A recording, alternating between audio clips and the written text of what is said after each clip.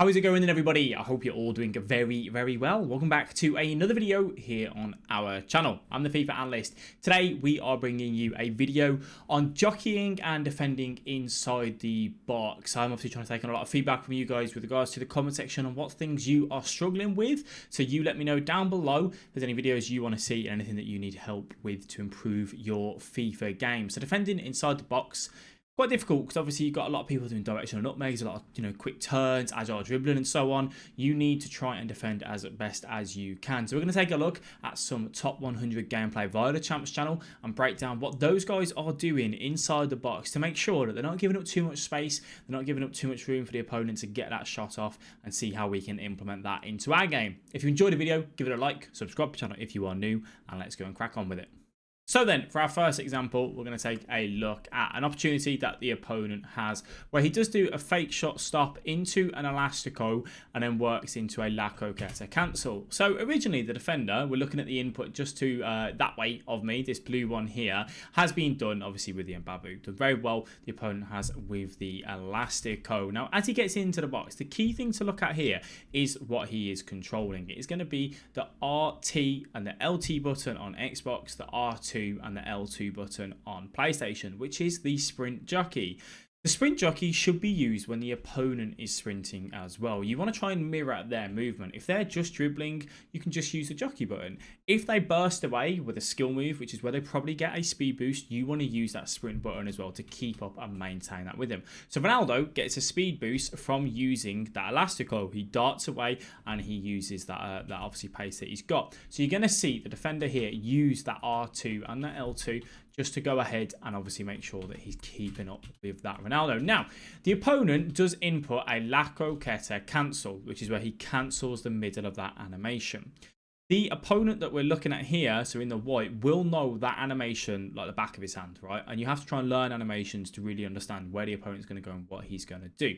I always ask you guys, the best time to win the ball back is when the opponent has took a heavy touch with sprint, or when they've inputted a skill move that you know where that's going to exit.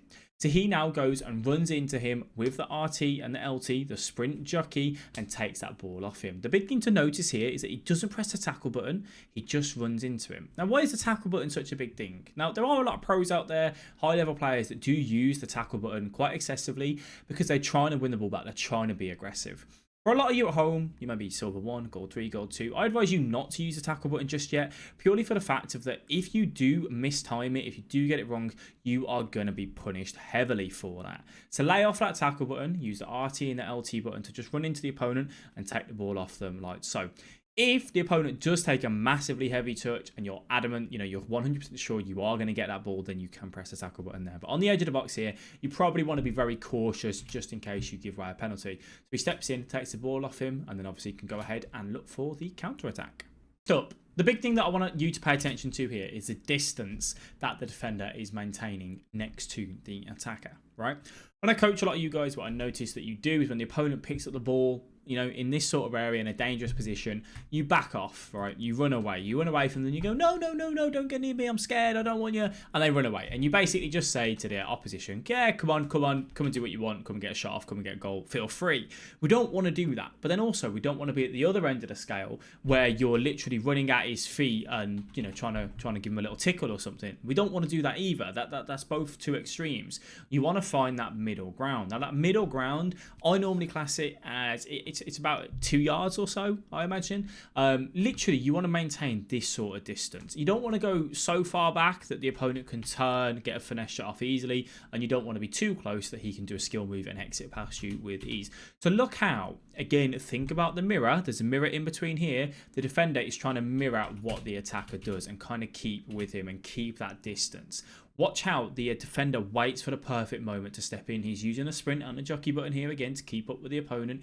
The opponent takes a touch with sprint. It's a heavy touch. What did we say earlier on? That is the best time for you to step in and take the ball off the opponent. Bang, in he goes. Notice again, he doesn't press the tackle button. He is just going to step in here with the RT and the LT and win that ball and say thank you very much and take that into the other area of the pitch.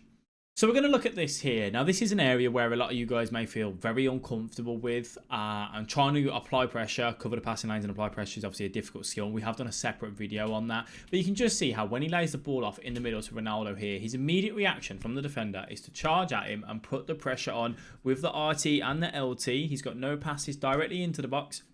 And also hold the RB button, R1 on PlayStation, which is just your right bumper button here. That applies second man pressure. It's not the greatest this year, probably not the most effective. However, what that would then say is, right, Bruno Fernandes, go and apply pressure to the ball holder as well, leaving you to do what you want with the guy that you're controlling. As you can see, Bruno Fernandes doesn't really move, but he does slightly.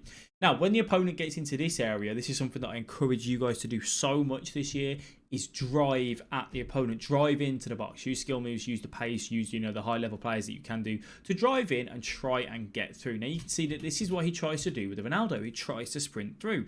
So the opponent then has to switch to the Bruno Fernandes. Now this is a big part here that we have to look at. He uses the R2 and the L2, the sprint jockey, to keep up with the opponent and just kind of ushers him out and says thank you very much and takes that one off him. You need to sprint there. Can't just use a jockey button. You need to sprint. Ronaldo is charging at full speed. Go with him. Keep in line with the goal. Keep in line with the opponent. Mirror the opponent and you will be okay. A lot of you guys say here, oh, they just sprint past me. It's because you're not reacting quick enough. You're not predicting where the opponent's going. And that's something that you do need to do.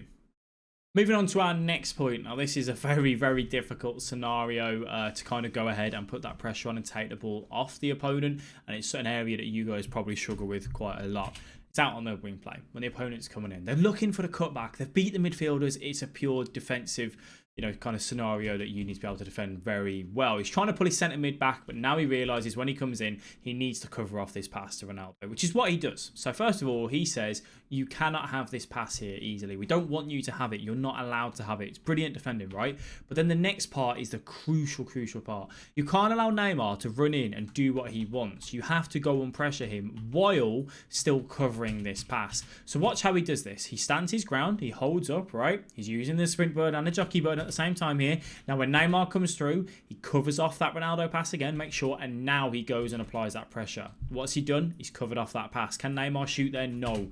He runs into him, RTLT, takes that ball off him, says thank you very much. Does unfortunately give the ball away again, but look how, no mistake, sees the heavy touch from Neymar with sprint and takes the ball off him. So what we're going to notice here is actually a defensive error, but then rectified. He pulls himself out of kind of the dirt there to actually, defend the scenario. He makes a mistake with Varane. He presses the tackle button. Varane's now left kind of in the dust sort of thing.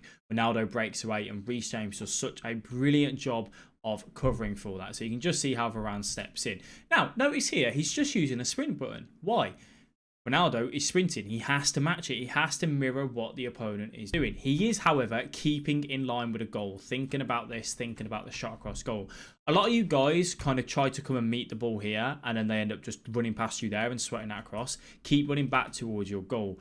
Anticipate what the opponent may do. So you can just see here, he carries on running forward. Ronaldo sprinting. Ronaldo has now let go of the sprint button, right? So he is now going to come back in and he does a skill move. We then use the R2 and the L2 to sprint jockey to try and cover that gap in, and then he takes the ball off the opponent with that. Really good defending, really quick and decisive, brilliant from the opponent. You can just see how they are mirroring each other and kind of cancelling each other out inside that box.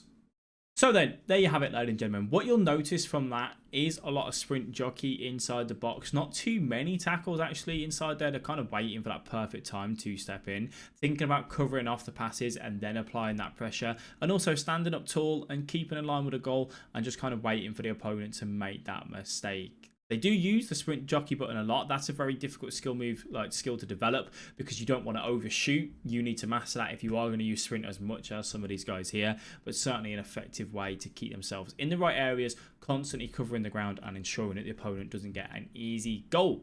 Let me know what you thought down below in the comment section. Thank you all very much for tuning in. I do appreciate it. I'll catch you guys in the next video. Bye-bye.